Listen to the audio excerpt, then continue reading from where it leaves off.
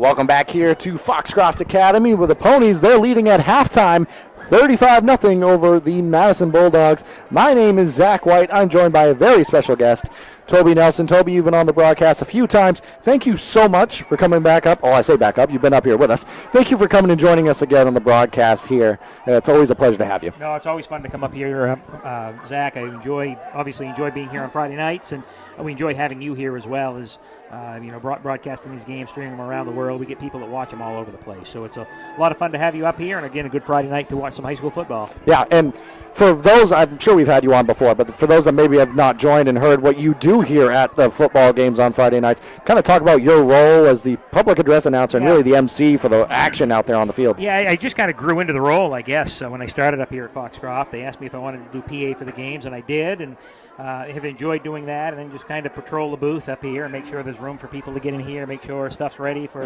when you guys show up, and make sure the lights are on, make sure the scoreboard's going. So it's kind of fun. It keeps me busy on Friday nights and keeps me in on the action. And we get the best seat in the house really up here. If it's raining, well, we're covered. If it's really windy, we're covered a little bit. Obviously, the cold. I haven't quite convinced them to put heat in the booth yet, but maybe that'll be coming in a couple of years. Working on it. Yeah, I'm working on that one. Okay. No, truly though, it is an awesome view of an awesome field, and what you Foxcroft Academy has been able to do with the venue here. It's awesome. Off to our right, we have the Jim Robinson Fieldhouse, which we've talked about in the past, and how great that place is. We at Eastern Maine Sports Media were able to broadcast from there the other day and just see some quality field hockey action. And I want to bring up some of these other sports as we get into some different subjects here. Football is what you're seeing right now with us, but there's a ton of other athletics going on, not just here but around the league. But let's talk about Foxcroft Academy.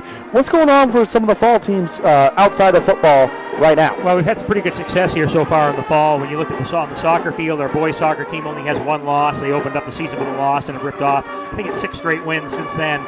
Playing in Class C this year, which, it helps. You're playing some schools maybe a little more our size at the time, although we're starting to grow. I don't see us staying in C that long, just with our enrollment starting to creep back up. But you know what? They get 2 years in Class C on the boys and girls side and an opportunity to really play some quality soccer. So they're looking really good.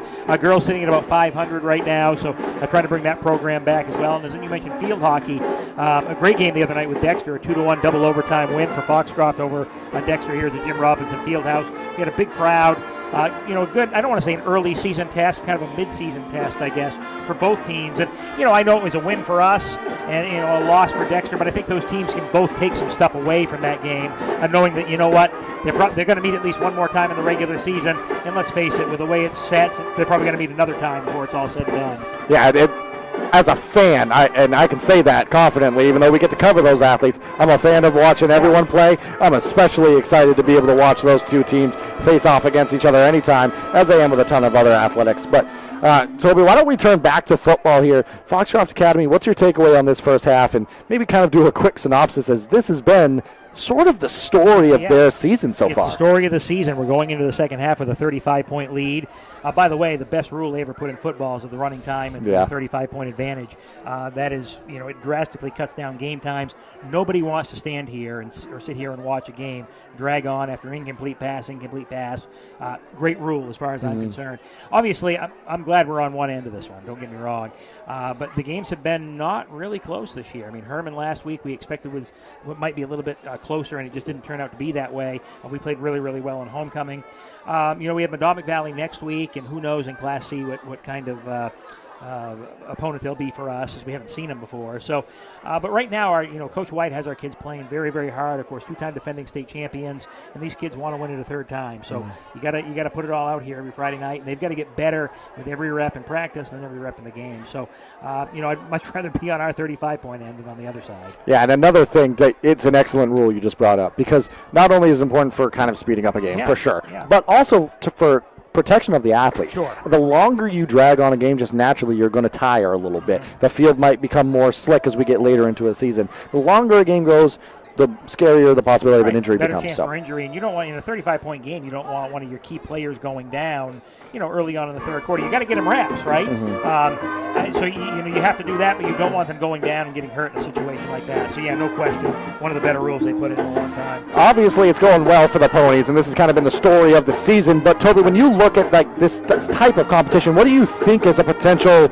Maybe not. I don't know what the word I'm looking for is, but a solution, so to speak. And maybe it's not that. But. Yeah, I think we're at a crossroads in a big way in high school football in Maine. There are a lot of haves and a lot of have-nots right now. That's just how it is when you look at the scores and you look at some of the teams. Look, I'm going to tell you my opinion on this. What they should do is have, like they do in European soccer, have some sort of Champions League that you go to. It doesn't matter what your enrollment is. I think our Foxcroft team could compete. I'm not saying we'd win, but we could compete in Class B. We could probably compete against a couple of Class A schools on the lower tier side of things. So go into that league and play some of these teams. And if you can't be competitive in a couple of years, then you start dropping your way back down. But you got to try to do something to make some competitive games, because our games have not been competitive this year, and it's through no one's fault. We just have a very, very talented club right now, and we're playing against the teams that are rebuilding and trying to get better, and we want to see that. Don't get me wrong, I want to see that, but I also want to see some good football. Absolutely. I want to see some. I should say good. I want to see some close football. Oh, yeah, correct. You want to see some meaningful games in the fourth quarter. Yeah. We haven't seen that this year. And the athletes want it too. They want to be part of that, intense atmosphere and environment. Every athlete does. So as fun as it is to go out there and win big, you still look for that sense of, intensity and closeness. And I think part of it, Toby, is the fact that we had to go to an 8-man system, which I support fully, because it's given programs that might not have had the numbers the opportunity to continue to have programs. But naturally, when you add that, you start to kind of shift and stretch yourself a little bit thin. And in Class D, you saw they only had one division for a while, and it just kind of became difficult to get those teams in the class. And it is. And then you look at it, we've got 7 teams in Northern Maine Class D. 6 of them make the playoffs? I mean, I just don't find that. I don't find that good for anybody. I understand 1 and 2 are going to get a bye, so 3 will play 6, 4 plays 5, but just go with the top 4 and call it good. I don't get what they're doing with some of this stuff. But again, that's beyond my pay grade at this point. I want competitive football. I want to see us do well, and we're doing that here so far this year. Absolutely. I fully expect to see it again this second half.